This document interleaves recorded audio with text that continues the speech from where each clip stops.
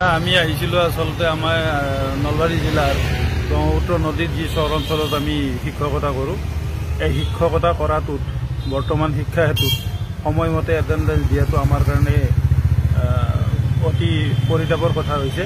সমস্যা বহুল সমস্যা এইটো।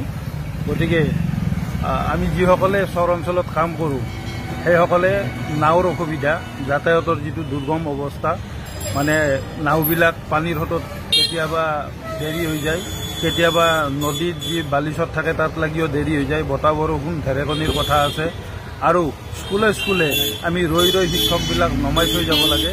এইবিলাক সমস্যাৰ কাৰণে আমি হয়তো কিছু সময় দেৰিকৈ যাই স্কুল পাওঁ, যাৰ কাৰণে আমি সময়মতে শিক্ষা হেতুত এটেণ্ডেঞ্চ দিয়াৰ কাৰণে আমি অপৰাধ। দ্বিতীয় কথাটো হ'ল কি, এই যে আমাৰ স্কুলবিলাকত টেবলেট দিছে, টেবলেটবিলাকত কেতিয়াবা আমি নেটৱৰ্ক পাওঁ, কেতিয়াবা নাপাওঁ, কেতিয়াবা আধা পাওঁ, আধা নাপাওঁ। এই সমস্যাটোৰ কাৰণে আমি এটেণ্ডেঞ্চ দিয়াটো আমাৰ কাৰণে জটিল সমস্যা হৈ পৰিছে। আৰু তৃতীয় কথাটো হ'ল কি, যে আমি যিহেতু শিক্ষক, আমি চৰকাৰী নিয়ম সঁচাকৈ মানিব লাগে, কিন্তু দুৰ্ভাগ্যৰ কথা চৰ অঞ্চলত বছৰত দুবাৰ তিনিবাৰলৈকে চৰ অঞ্চলত চৰবিলাক ভাঙি যায়। তাতে স্থায়ী ঘন নাই, পায়খানা নাই, পেচাব পায়খানা কৰা বিশেষ সুবিধা নাই, থকা খোৱা এইবিলাক ভালদৰে সুবিধা নাই, আৰু ভাড়াঘৰ সেই অঞ্চলত নাপায়, যাৰ কাৰণে আমি ভাড়াঘৰত থাকিও তাতে শিক্ষাদান কৰাৰ কাৰণে অপৰাধ। বিভিন্ন সমস্যা লৈ আমি আজি DC বাইদেউৰ তাতে আহিছিলোঁ, IAS ছাৰৰ তাতে আহিছিলোঁ আৰু DO ছাৰৰ তাতে আহিছিলোঁ। আৰু এই চেগতে আমি অনুৰোধ জনাম যে আমাৰ বিভাগীয় কৰ্তৃপক্ষ, শিক্ষামন্ত্ৰী মহোদয়, মুখ্যমন্ত্ৰী মহোদয়, তেখেতসকল নিশ্চয় দয়ালু মানুহ, আৰু তেখেতসকলে বুজি পাব যে দুৰ্গম চৰ অঞ্চলত শিক্ষকতা কৰাটো কিমান জটিল কাম।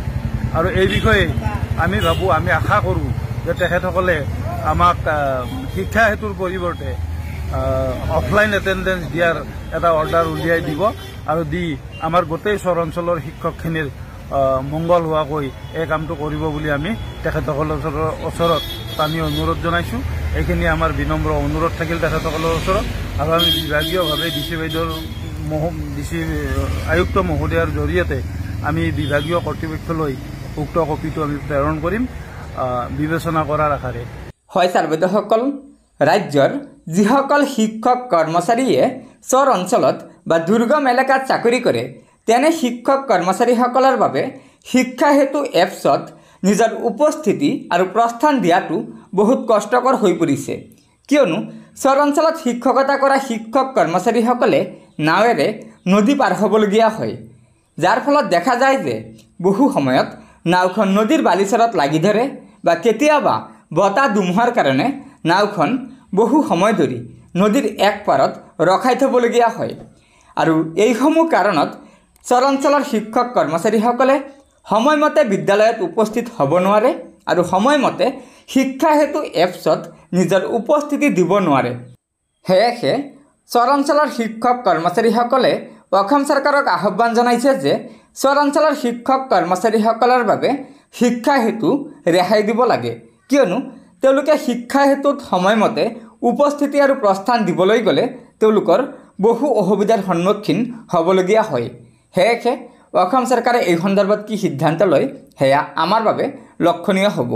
গতিকে ছাৰ বাইদেউসকল, লগৰ বন্ধুবৰ্গক এই ভিডিঅ'টো শ্বেয়াৰ কৰি আজিৰ এই গুৰুত্বপূৰ্ণ খবৰটো জনাই দিব, আৰু পৰৱৰ্তী সময়ত ৰাজ্যৰ শিক্ষক কৰ্মচাৰীসকলৰ বিভিন্ন খবৰসমূহ পোনপ্ৰথমে পাবলৈ অনুগ্ৰহ কৰি আমাৰ এই চেনেলটো ছাবস্ক্ৰাইব কৰি ল'ব।